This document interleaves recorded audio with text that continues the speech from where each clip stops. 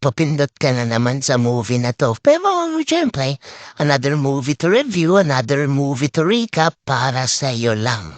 Kung sino ka man na nandyan nanonood sa kabilang screen, kabilang TV, kabilang laptop, kabilang computer. It's all you, man. Kung meron kang kaibigan or kalaguyo, asawa, anak, kapatid, welcome. So basically, the movie is, joke lang, Tagalog tayo dito mga kaibigan, but yeah, I'm a Taglish kind of guy, but ang fully documented recap natin for today is Tagalog. Ang movie na to is na Name Nowhere.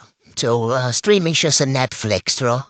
So basically, this movie is a woman who will be stranded sa isang container.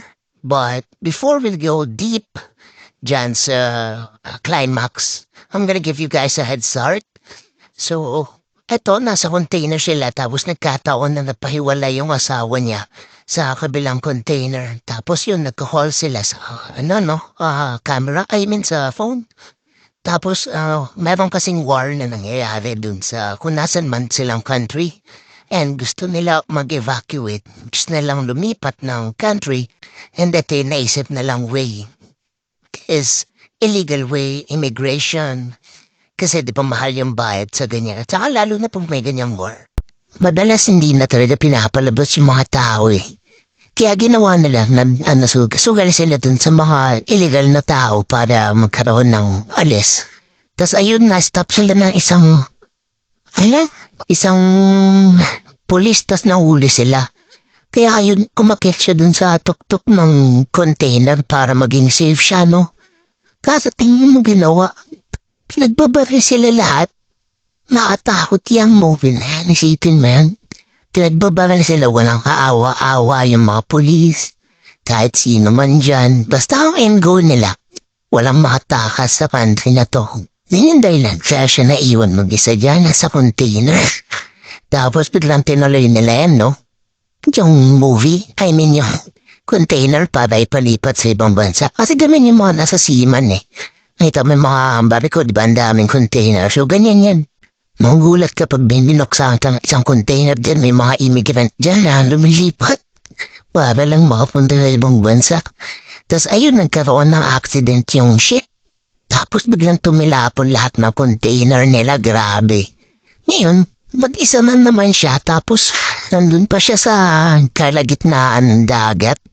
Hindi niya yun nga, kaya siya tinawag na Nowhere na pangalan, na title. Kasi mag-isa siya, take note pala, buntis siya. So, ang mangyayari is, kailangan niyang mabuhay. Tapos, nakita niya yung mga packages na nandyan. Laman. Naman mo ng laman. May mga laman lang pero hindi talaga walang kakwenta-kwenta or hindi makakatulong para sa kanya. Tapos nakita niya, lumubog yung kabilang container nandun yung asawa niya. Naging devastated siya, no? Kasi namatay asawa niya tapos mag-isa siya sa container. Ngayon, tinatry niya pa rin kumontak sa ibang tao. Ayan na, pinakita na nabuntis siya. Grabe, no? Diyan siya manganganak mamaya. Tapos sana kayanin niya pag pinanood pa natin. Pero syempre dahil ini-spoil ko na kayo, kakayanin niya yung panganganak. Nanaginip siya ng bad dreams. Kailangan niya buksan yung malaki. Tapos nakita niya puro tupperware lang yung laman. Pero nakatulong pa rin sa kanya kasi kailangan niya mabuhay. Ginawa niya, inayos niya yung mga holes kung saan yung pinagbabaril. Yun. Tapos biglang tumatawag siya at biglang tumawag yung asawa niya. Buhay pala siya. Hindi naman niya alam. Tapos ayun, nag-promise yung asawa niya na babalikan siya. Pupunta siya sa bahay kung saan man siya makakapunta. Basta buhayin niya yung sarili niya, no? Biglang uulan. Ayan na, bumagyo na nga. Tapos ang laman ng container niya, damit, tupperware, ayan. Manganganak na siya. Ayan yung pinaka-hardship ng movie eh. Ay, kailangan ko pala edit yun. Basta may mga revealing dito na video. Labas kasi yung nila, organs nila dito. Kasi syempre, nudity scenes na to, mga nanganak siya. Tas ayun nabuhay yung anak niya, yung anak niya hindi pa nadede maayos. So ang ginawa niya, nag-struggle siya sa whole day. I mean, sa whole first 2 days kasi hindi nagdedede ata yun. Tapos ayun siya, tuloy-tuloy lang siya nabuhay. Inisip niya paano siya mabubuhay, pati yung anak niya. So mamaya papakita na marunong siya na magtipid. Tapos ayan, tinipid niya yung mga pagkain. Tapos ginamit niya yung ang tawag dyan, driller. Binutas na yung taas para makalabas sila dyan. Kasi or else mamamatay sila dyan, di ba? Tapos wala na siyang tubig. Kaya pag umulan, kukuha siyang tubig galing sa tuktok. Tas ayan na, kailangan mabuhay ng anak niya. So kakainin niya yung mga rations niya everyday. Tapos dapat siya magtipid. Hanggang sa umabot yung time na kinain niya na yung limabas sa tiyan niya nung nanganak siya. Ano nga yan? Kayo na sumagot sa comment down sa comment section mamaya. Kung ano man yan yung nanganak siya tas kinain niya yan para mabuhay siya. Kasi wala, no choice na siya. Para na siya naging hayop dyan na walang magagawa kundi survive. Buti hindi niya na yung mga poop niya, di ba? But siyempre, ayun, umulan, bumagyo, nabuhay siya. Tapos nananaginip siya.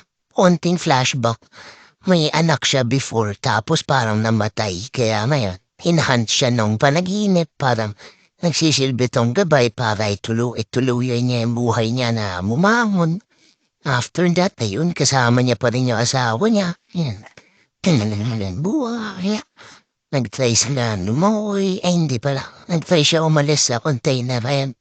Tapos nakawa niya. Tapos lumabas na sila sa container. Next na gagawin niya, tutulungan niya yung sarili niya paano mabuhay. So kumuha siya ng pagtapon niya pala ng poop.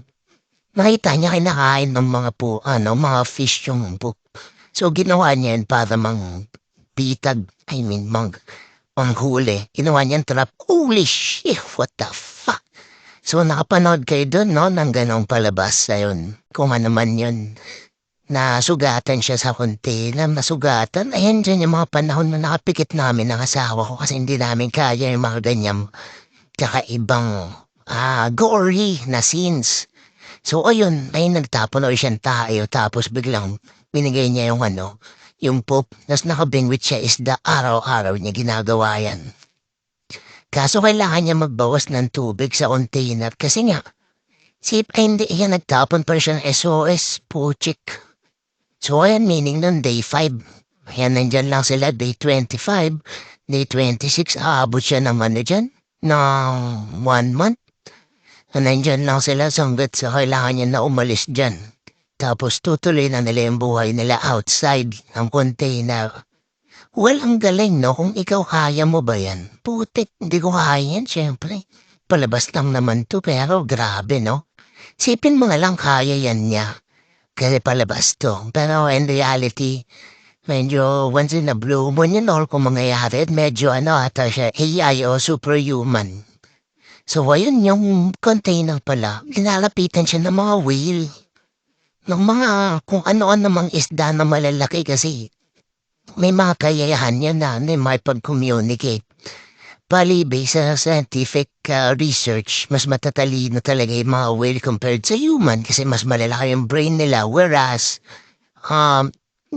sila yung may language na hindi talaga natin kaya ma-dissect. As in, hindi natin makuha kung paano talaga yung language ng whale. Pero they are compared na smart as humans or better kasi nga dahil sa large brain capacity nila, no? Tapos ayun, gumagawa na siya ng raft kasi alam niya na hindi sila pwede mabuhay dyan in the long run. Para na siya naging native. Alam mo yung parang pumunta sa island tapos ikaw lang mag-isa.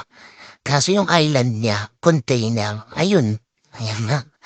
Naging container na yung niya. Land. Tapos ayun, lumubog na nga. Tapos naiwan siya sa loob. Tapos yung anak niya nawala. Tinulungan siya ng whale para mahanap yung anak. Ginawa. Basa siya ng tubig tapos ayun lumipad niyang tubig sa anak, umiyak yung bata.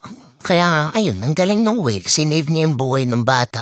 Pati netong babae kasi kung hindi, mamamatay sila parehas hanggang sa ayun. Pampalubog-lubog siya, nagdadasal na lang ata siya. So may kasamang luck pa din hanggang sa napunta na siya sa Ireland. Tapos may isang namimingwit na fisherwoman. Ayun, nakita sila dun. Tas to cut the short story, siyempre natapos mo na naman, nabuhay sila. Tapos napaligtas sila dun sa dilema na yon. Tapos parang see you next movie na girl. Nag-enjoy ka ba? Oh, like mo yan like mo. Bago to ang kumukha mo dyan, like mo yan, tas subscribe. Tas comment ka na rin kung ano nagustuhan mo sa movie na to. Tas panoorin pa yung buong movie maganda yan. Sama mo girlfriend mo kung meron ka man. Sama mo boyfriend mo kung meron ka man. Promise, di kayo magsisisi. Adios.